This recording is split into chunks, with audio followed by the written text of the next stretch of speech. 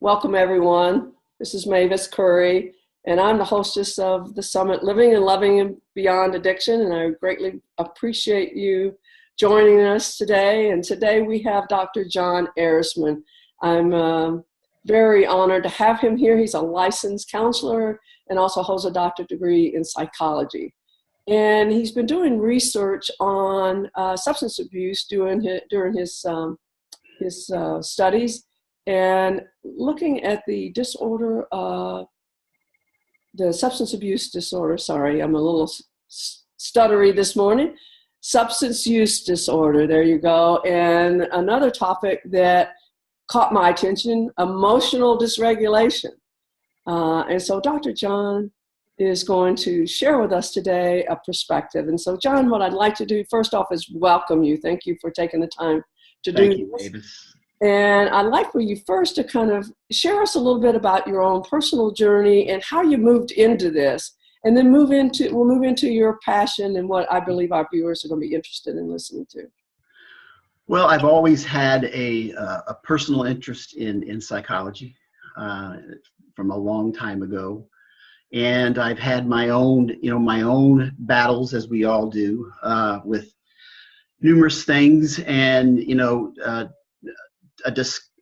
asking questions, and sometimes the questions led to more questions, and I began to get really interested in this field a long time ago, but it never ever got to that point until maybe my midlife crisis, when some of the things cleared out of my head and other things moved in. And so I got really interested in this area, and since I have dove in, I haven't looked back. I haven't regretted it. It has given me a level of satisfaction to learn and to understand what makes people continue to relapse. And one of the driving factors is, in my clinical arena, is this ongoing frustration with low recovery rates, and that is where I really committed and said,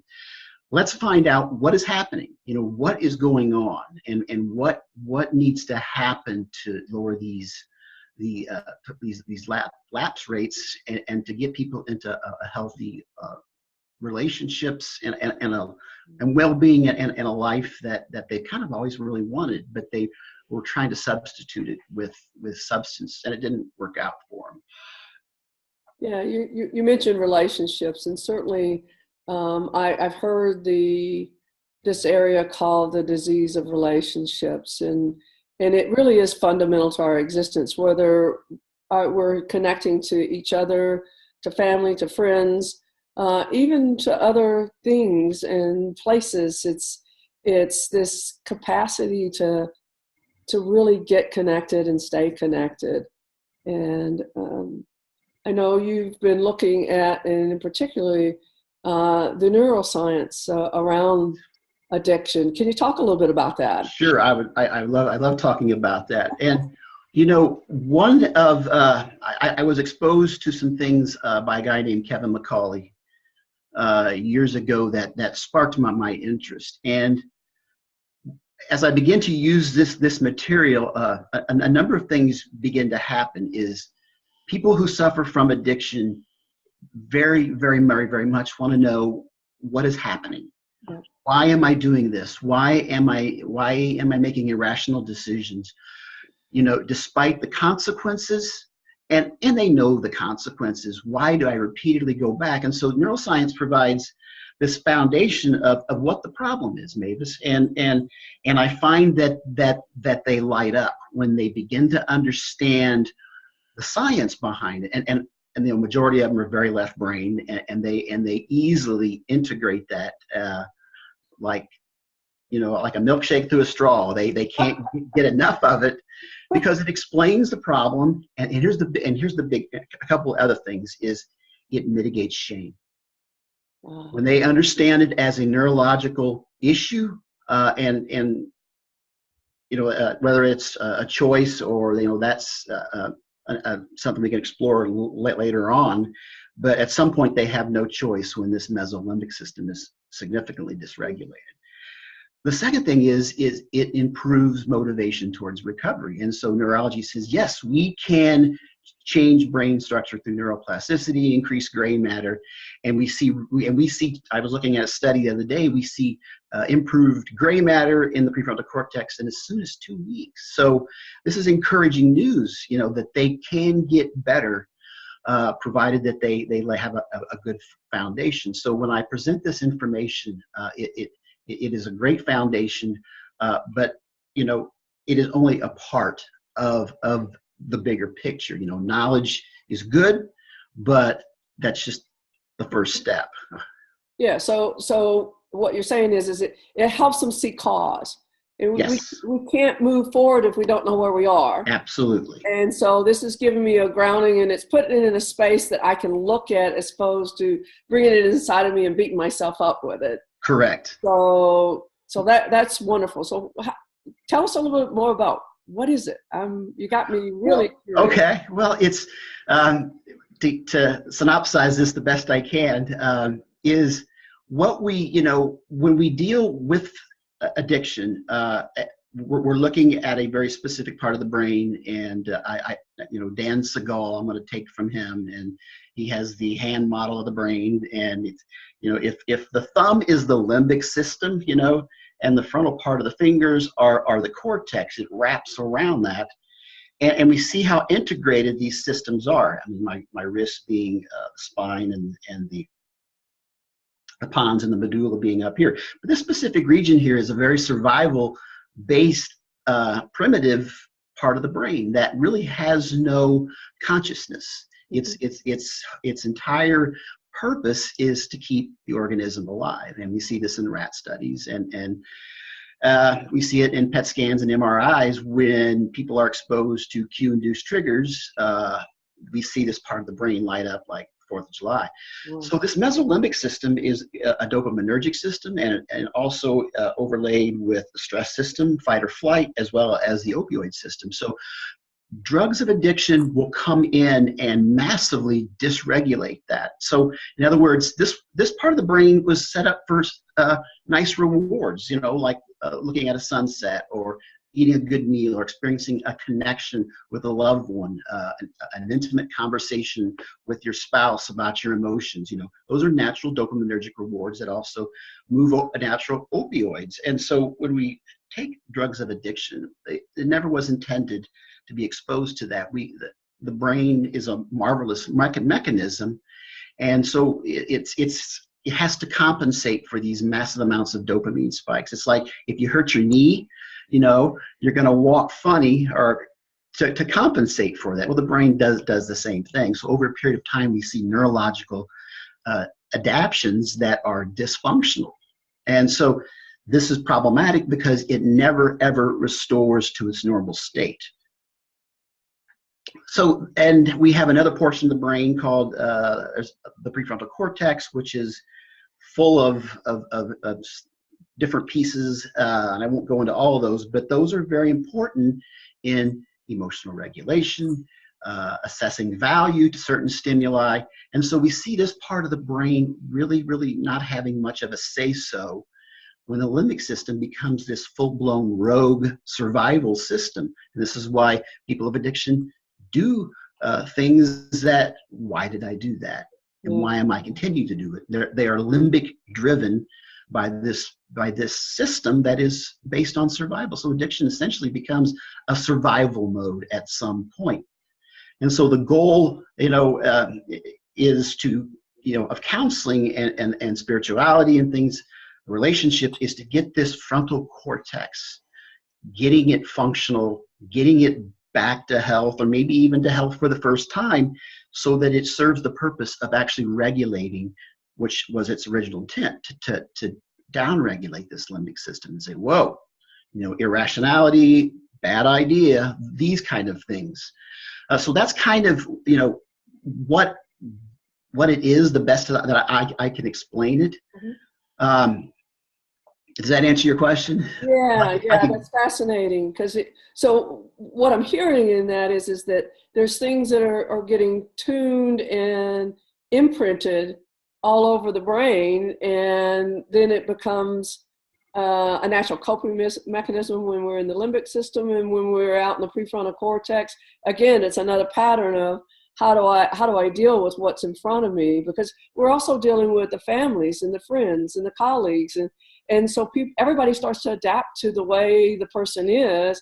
Correct. And even correlate unproductive, unhealthy patterns. I mean, when I looked at the list of adult children of alcoholics when I was going through some Al-Anon meetings, and I was like, step 4 is the list of things that you want to change. And I'm like, I just copied and pasted, because it's like, okay, that's how I learned to cope. Those are the things that are part of me, and I've spent the rest of my life trying to figure out what's wrong with me. And the reality is, it's a pattern. It's a pattern we created.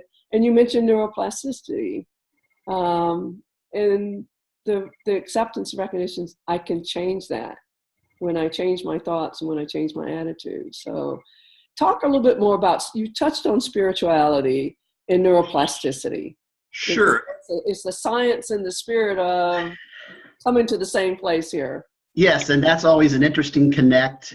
Where does that connect? And so, there is, I want to talk a little bit about the ventral media prefrontal cortex, which is a fascinating part of the brain that sits back behind the right and left eye. And what some studies have indicated is that this part of the brain, what they hooked a baby nursing at its mother's breast, and they hooked both of them up, and they wanted to see what part of the brain was being lit up. And so from infant and both mother, as they looked in each other's eyes, that idea of attunement is, I understand, or I'm trying to understand what you're feeling, or I'm trying to, or another word of it is mind sight. Right. Is, we see the ventral media prefrontal cortex just lit up. Wow. And this part of the brain is very important for emotional regulation.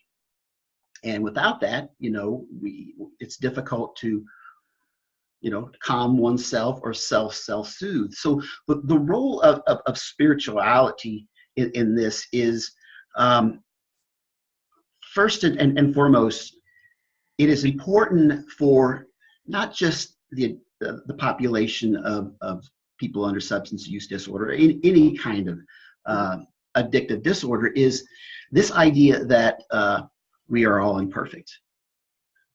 And, for a person that's isolated in their own addiction, even for adult children of alcoholics, people with trauma, there's this sense of isolation that I know I'm flawed, and yet I need to survive by presenting myself as something that's not flawed. And we're putting a little Carl Rogers stuff here, incongruency.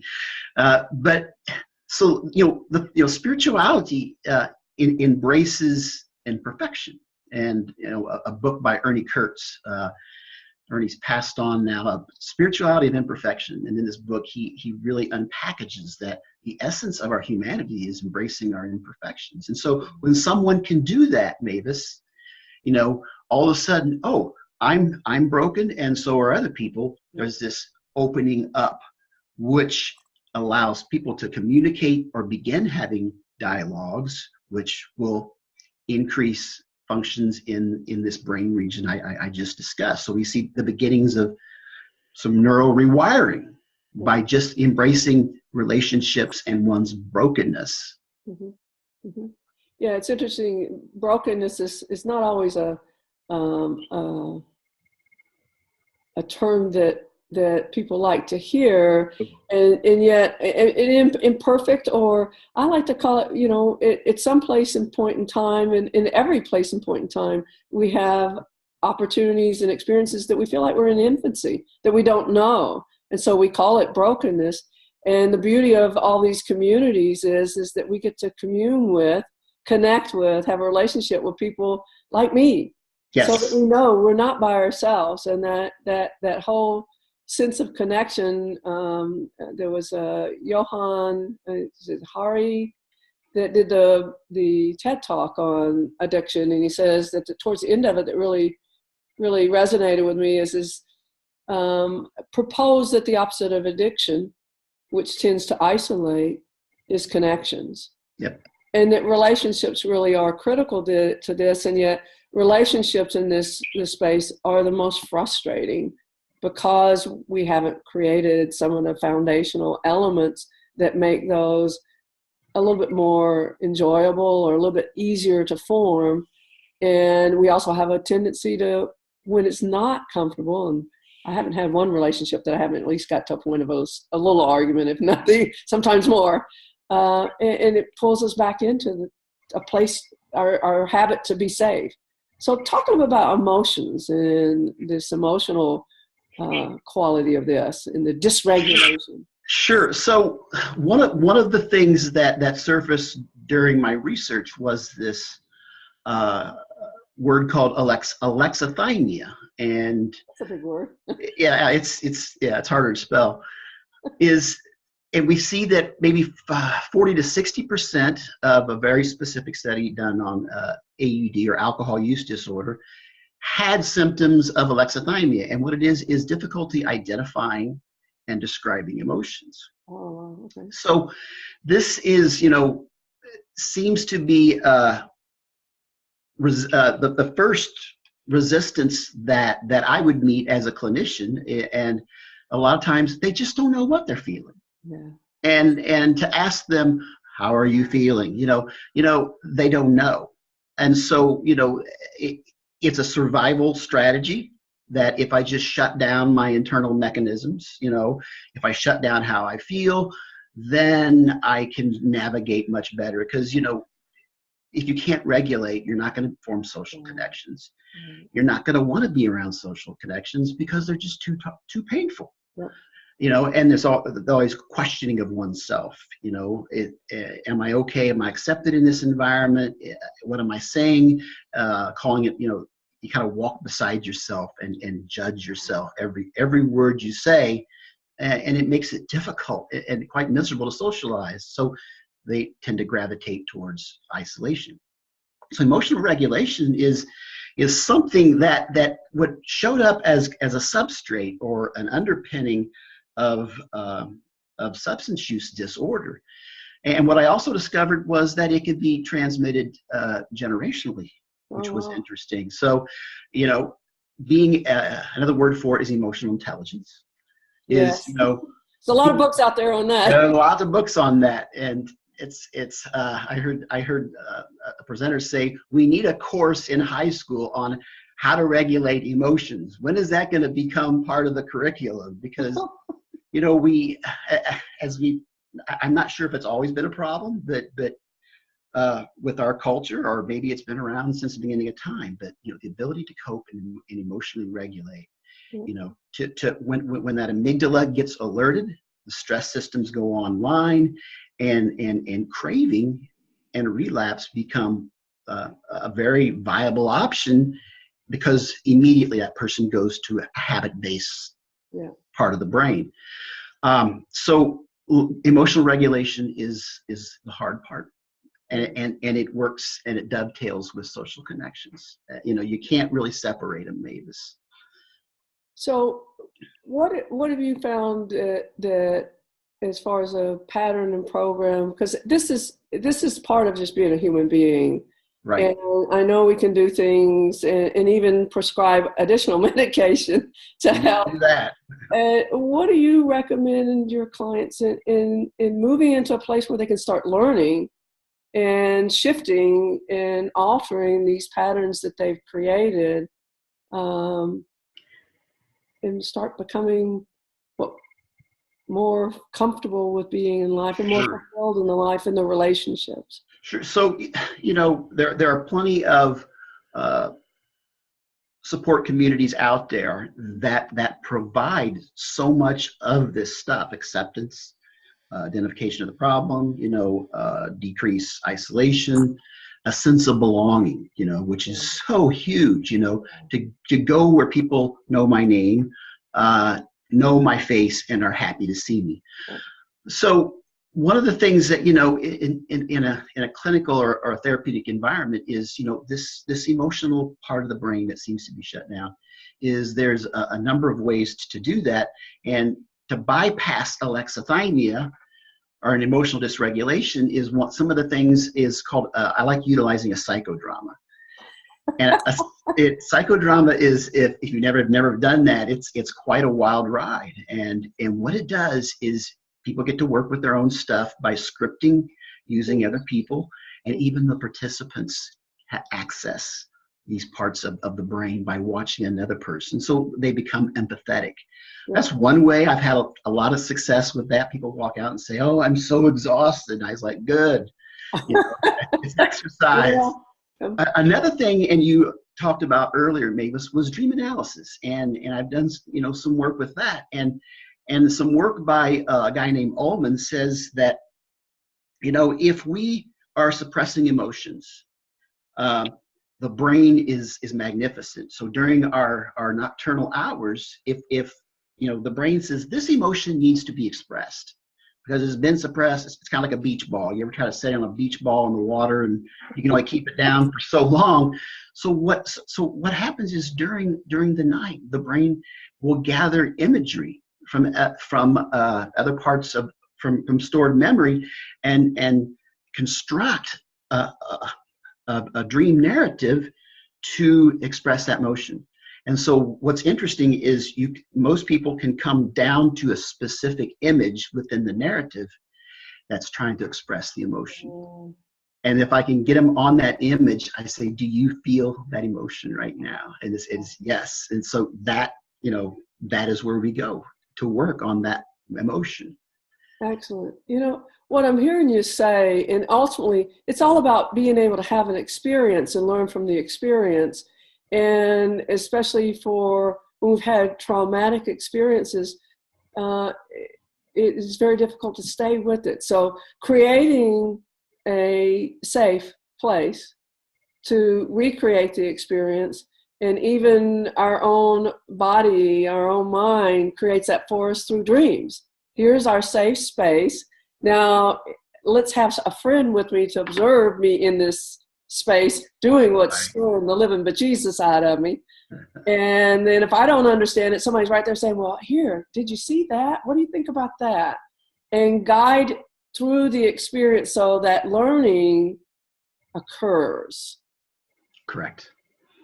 Wow. Learning and rewiring and connection. And another part of this is to have tell the dream narrative, and then within a group setting, have others take and embrace that dream and repeat back to the dreamer, if this was my dream, yes, this is what I would be feeling. Oh, and that you can see them lighten up as they get in touch with stuff. It's a beautiful thing. So now they're getting other perspectives and other people's right. that experiences. This is what it would mean to me. And now I've just enriched the whole learning experience. And sometimes others are just enriching it by observation. So correct. That's cool. And that's, again, I greatly appreciate that. And as we taught, we do dream study and dream interpretation in the context of the studies that I'm a part of. And it really is ultimately all about how I'm moving through and receiving all the experiences and doing it in a way that really creates something more whole and complete in me. So, wow, that's I've never heard it again in that way of reliving it through other people's eyes and in a drama situation. And you actually create this in the office, this whole scenario. Yes, we do it in a group setting. Because I actually had another speaker that talked about family constellations, and they would recreate an imaginary constellation of family members. Of course, the exact family member wasn't there because sometimes that's not a good thing to do. And again, it's an experience. You're using your imagination to have the experience of something that creates a lot of pain if it really occurred. However, once we can do it the first time, we get better each time we go into it. So we're moving towards the top of our time here, Tom, and I really want to make sure that, or John, I'm sorry.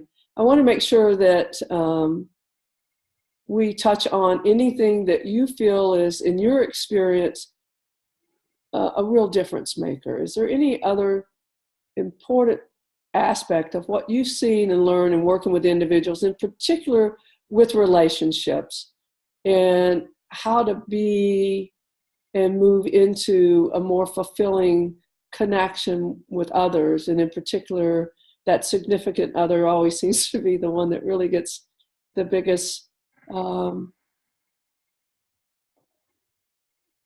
part of it, not just experiencing, but feeling what their partner's feeling. What can you recommend to the audience on that? One of the biggest, or the top three at least, is getting people to understand that getting comfortable with being uncomfortable. I love that. Because, as this rewiring and massive shift happens, you are going to be uncomfortable. And this is very contrary to a brain that's been dysregulated by chemicals. We gravitate towards comfort. If I'm uncomfortable, I know what fixes this. And so be prepared to be uncomfortable because it will pay dividends, unimaginable dividends down the road. And the second thing is growth is slow and growth is painful. And so many people throw in the towel. I like an AA saying is don't stop before the miracle. And there are times of growth that aren't very pleasant, but if you can just give them a more wider screen of a bigger picture, is this is all part of the process towards wholeness. So hang on, dig in, and continue to be social and do all those things that have gotten to this point. And one last thing is, we have all these great theories of addiction: the reward deficiency syndrome, incentive sensitization theory, stress regulations, and the beautiful thing, they're very complex theories, but what they have in common is social relationships facilitate normal dopamine functioning and brain functionings. That's a normal dopamine reward that's available if you get comfortable with being uncomfortable. Yeah, relationships make the difference. I heard a saying, pain's inevitable, suffering's optional. And what you just described is really being able to be with the pain. And in particular, when it requires and is facilitated with a relationship, whether it's someone close to you, or if it's overwhelming, reaching out to someone. And we were talking before this call started, the amazing shift in availability of people anytime, any place, anywhere, through all the different kinds of technologies we have. We really don't ever have to be alone. Correct. And what we have to do is be willing to reach out and ask for help. So, and you're part of that community of help. And I know you practice, I believe, in St. Louis. You want to say a little bit more about your organization? Sure. I'm with Midwest Institute of Addiction, and we're in St. Louis. Okay. And we've been there for probably 4 or 5 years and trying to expand. And the thing about Midwest is we're always trying to stay on the cutting edge. And I think that's important, that we keep current. Yeah. John, you have a wealth of understanding. I can tell you have a very gentle and caring disposition, and especially with this avenue of the dream element, which is a neutral place that people can also receive guidance from. I would love to see you, and I want to talk to you more about maybe opening up the access to you and your wisdom, and how and when you share that, because this is once we know source, and you've made it simple, a complex neurological experience very understandable, and to know cause, to see the pain, and to be able to lean into it. And I know you as a spiritual being, just with some of the things that you've said, and again, your presence. So for all the work that you do, I want to say thank you. I really appreciate your journey. And I know as all of us that come to this table, we've all had our experience that we want to aid in reducing the pain, and we all want to live a fulfilling life and be heard, be understood, and most importantly, love and be loved. So for all the love and attention that you give to your work, to your clients, and to the whole world beyond us, I thank you. I really appreciate it. Thank you, Mavis. It's been my pleasure. Excellent. And everyone, thank you for joining this Summit Series, Living and Loving Beyond Addiction. You've heard another perspective on possibilities, and I hope it will stimulate you to go and to look and to connect and know that healing is there and we can live a life that we dreamed of. And I look forward to seeing you on the other side of your dreams. Thanks again, John, and thank you everyone else, and I hope to see you on our next webinar.